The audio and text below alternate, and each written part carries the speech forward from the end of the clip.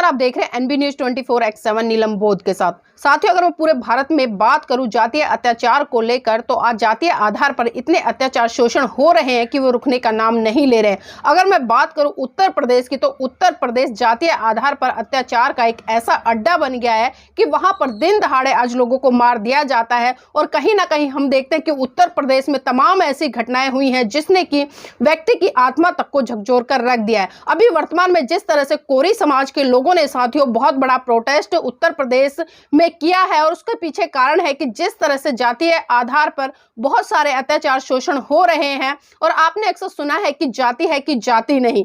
आज मनुष्य मनुष्यता को भूलकर जंगली और असभ्य बन गया है, और उसी का कारण है कि आज जातीय आधार पर इतनी सारी घटनाएं हो रही हैं। लेकिन विडंबना यह है कि सत्ता पर बैठी हुई सरकारें तमाशबीन बनकर और मूक बनकर तमाशा तो देखने का काम करती हैं, लेकिन पीड़िता को कभी भी इंसाफ दिलाने के लिए काम नहीं करती हैं। और साथियों, अभी जिस तरह से उत्तर प्रदेश में एक नया मामला निकल कर आया है, कोरी समाज के लोगों ने वहां पर बहुत बड़ा प्रोटेस्ट किया है, जो कि नागवंशी कोली समाज साक्य महासभा के द्वारा किया गया, जिसमें कि उन्होंने मेन मुद्दे उठाए, चाहे हाथरस की घटना हो या अभी उत्तर प्रदेश की घटना हो या फिर मणिपुर की घटना हो। इन सभी घटनाओं को लेकर उन्होंने बहुत बड़ा प्रोटेस्ट किया है, और उनकी मांग है कि जो पीड़ित लोग हैं उनको 20-20 लाख रुपए का मुआवजा दिया जाए और सरकारी नौकरी दी जाए। और इस तरह से जो जातीय आधार पर अत्याचार शोषण हो रहे हैं उस पर सरकार लगाम लगाने का काम करे। इस तरह के प्रोटेस्ट पहली बार उत्तर प्रदेश में नहीं हो रहे, बल्कि आए दिन हम देखते हैं कि जातीय आधार पर हो रहे अत्याचारों को लेकर लोग रोज सड़कों पर उतरे रहते हैं, लेकिन सरकार और प्रशासन के कानों पर जूं तक नहीं रहती है। तो आइए आपको लेकर चलती हूं मैं प्रदर्शन स्थल पर,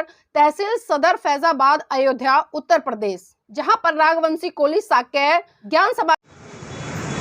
जैसा कि मैं देख पा रहा हूँ नागवंशीय कोली शाक्य ज्ञान सभा, आप लोग यहाँ पर क्यों उपस्थित हुए हैं, किस तरह के किस मांग के लिए यहाँ पे उपस्थित हुए हैं? असल में क्या है, इस देश में जो मनवाद अपनी चरम सीमा पर व्याप्त है, इस देश में उत्तर प्रदेश में कोली के ऊपर जो हो रही है अत्याचार के खिलाफ यहाँ पे धरना प्रदर्शन का कार्यक्रम किया गया था। इसलिए हमारी टीम के राष्ट्रीय अध्यक्ष कमल सर ने आदेश दिया और कहा कि जाइए इस धरना में आप शामिल होइए।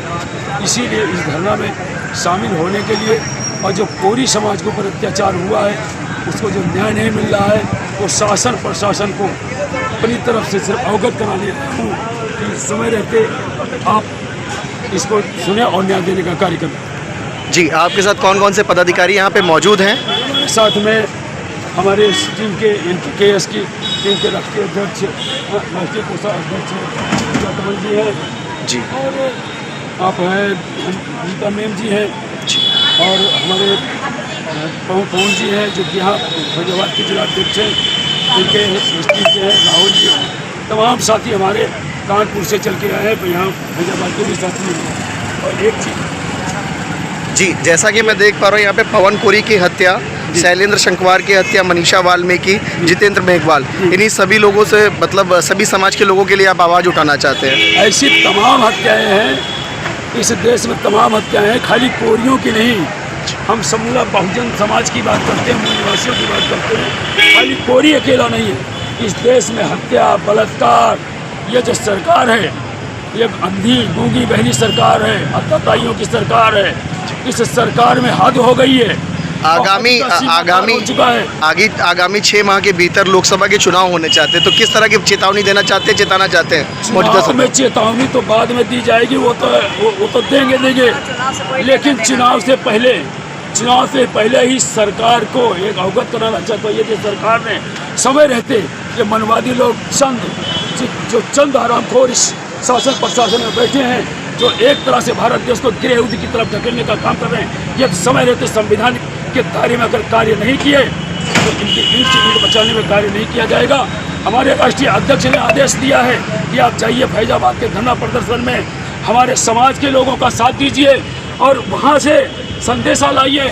अगर वहाँ का कानून सुनता है, न्याय मिलता है तो मिलता है, नहीं तो इस बैनर के तले से इस देश के हर जिले में, हर तहसील पर, हर जिले में, हर प्रदेश में एक भारी आंदोलन किया जाएगा, जेल भरो आंदोलन किया जाएगा, और इस सरकार की ईंट से ईंट बजाने का कार्य किया जाएगा। जी, जैसा कि मैं देख पा रहा हूँ आप एक महिला हैं, तो महिला उत्पीड़न के हिसाब से आप क्या अपनी मानसिकता रखते हैं और किस प्रकार से उसको व्यक्त करना चाहेंगे? ये मंच है आपके लिए, तो आप बोल सकते हैं। बिल्कुल, मैं यही मंच रखना चाहता हूँ कि हमारी जो बहन बेटियों की जो हत्या हो रही है, बलात्कार हो रहा है, हम बाहर निकलने में सुरक्षित नहीं है। ये क्यों नहीं हम सुरक्षित हैं? लेकिन मौजूदा सरकार तो बहुत ठोक बजा के दावे करती है कि ठोक बजा के दावे करती है, हमारे साथ नहीं हो रहा, तो हम कैसे उस दावे को जी, आपको लगता है कि सिर्फ कोरी के साथ ही ऐसा हो रहा है? नहीं, अदर कास्ट के भी साथ हो रहा, लेकिन उनके साथ, उनके बहन बेटियों के साथ, उनके साथ नहीं हो रहा। मतलब मौजूदा सरकार में आपके यूपी के अंदर 8 एमएलए मौजूद है, 2 सांसद भी मौजूद है, उसके बावजूद यहाँ तक कि गुजरात सरकार में 38 एमएलए आपके मौजूद है, जो अभी सत्ता साथ से साथ जो सरकार चल रही गुजरात में, उनको बनाने का कार्य आपके समाज ने किया। एक आपका कोली समाज है जिसका आप शाब्दिक अपभ्रंश कोरी उत्तर प्रदेश में है, तो उनके विषय में आप क्या कहना चाहोगे? ये विधायक और सांसद बनने के बाद क्या कर रहे हैं? क्या आपके समाज के प्रति उनका कोई कर्तव्य नहीं बनता? उन्होंने हमारे समाज के प्रति कोई कर्तव्य नहीं निभाया। असल में हम आपको बता देना चाहें, आप एक जानते हैं कि एक जो इस समाज के जो सांसद विधायक बने हैं, असल में होता है कि एक आपने देखा होगा कि एक रोड का आवारा कुत्ता होता है, एक पालतू कुत्ता होता है। तो ये जो सांसद विधायक दूसरे के यहाँ पालतू कुत्ते का काम कर रहे हैं, पट्टे पहन के, जिनके गले में पट्टा होता है, जब वो पट्टा पहन लेते तो थोड़ा तगड़े होते हैं। इस समाज के जो आवाज़ उठाने का काम है सांसद विधायक नहीं कर रहे हैं, असल में पट्टे वाले हैं। ये जो कुत्ते के गले में पट्टा होता है और थोड़ा तगड़े होते हैं, इसलिए तगड़े हैं और उनके गले में पट्टा है, यही कारण है कि वो समाज का वाली। अब जो पालतू कुत्ता होता है वो मालिक पर नहीं भोगता है, वो अपने समाज को ही भोगता है। यही हमारे सांसद विधायक कर रहे हैं। पालतू है वो कतई नहीं करेंगे हमारी जिस तक हमारे समाज से निकल करके ईमानदार लोग नहीं जाएंगे, फालतू लोग नहीं जाएंगे। एक आने वाले चुनाव में कोरी समाज नहीं, पूरा बहुजन समाज आने वाले 6 महीने जो लोकसभा चुनाव है इसमें जवाब देगा। और बीजेपी की सरकार, जो मनवादियों की सरकार, आतंकवादी सरकार, इससे चलते उखाड़ कर फेंकने का कार्य करेगा। जब हम कहीं न कहीं बटे हुए हैं, तो हमें सामाजिक कार्य के लिए हमें एक होने की जरूरत है। हमारी समाज इसीलिए सताई जाती है, लोग जानते हैं कि बगल वाले के घर में आग लगी है, जब तक हमारे घर में आएगी हम उसको बुझा दें, लेकिन बुझाने के पहले भी हमारा घर खाक हो जाता है। आज जो मणिपुर की घटना हुई है, उस घटना को हमें कम दिखाया जा रहा है, ज्योति मौर्य और एक कैसे वो ज्यादा दिखाया जा रहा है सोशल मीडिया पे।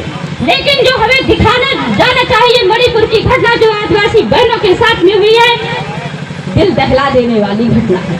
आज हमारे समाज को लग रहा है कि एसटी समाज की बहनों के साथ हुआ है, अगर हमारी बहनों के साथ हुआ होता तो मैं उनके घर में घुस जाता। लेकिन जब कल हमारी बारी आएगी तो हमारे समाज के ऊपर जो है वो भी यही कहेंगे, अगर हमारे समाज में हुआ होता तो मैं उनके घर में घुस जाता। कहते कहते एक एक करके सबकी बारी आती जा रही है और हम इसी तरह से एक दूसरे को दोषी ठहराते चले जा रहे हैं और बारी बारी से शिकार हो रहे हैं। इसलिए कहते हैं कि जागता वही है जो जानता है, जागता वही है जो जानता है और सोता वही है जो मानता है। दोनों पंक्तियों का अर्थ अलग अलग है। जागता यानी कि हम लोग जाग रहे हैं। भीम के बिना, भीम के बिना, बाबा भीम के बिना, भीम के बिना, बाबा भीम के बिना।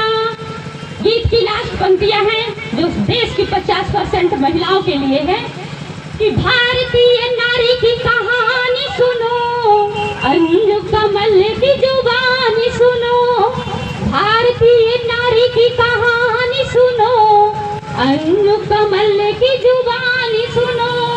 गुलाम बनकर जीती थी, जिंदा ही मुर्दा के साथ में जलती थी। जो भारत देश में हम नारियों की दशा थी कि गुलाम बनकर जीती थी, जिंदा ही मुर्दा के साथ में जलती थी।